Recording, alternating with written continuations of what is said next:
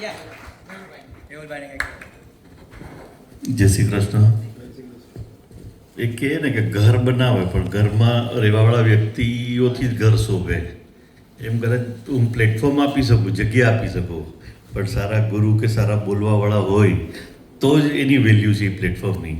અને હિતેનભાઈ જેવા down to earth માણસ, એટલે ભલે એ મારા વખાણ કરે છે, 100 રૂપિયા વાપરીએ, અમે 5 પૈસા વાપરીએ તો એ 5 પૈસાને એટલા મોટા બનાવે કે આપણને એમ થાય કે હિતેનભાઈ શું. એટલે આ કોઈ સબ્જેક્ટ જ નથી કે અમે કંઈક કરીએ છીએ.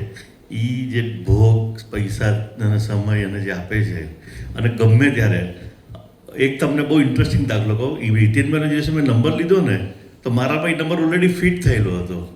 એટલે એક જગ્યાએ અમે લોકો બહુ રેગ્યુલર મળતા હતા, પણ પછી અમે લોકો ભૂલી ગયા એ વસ્તુને.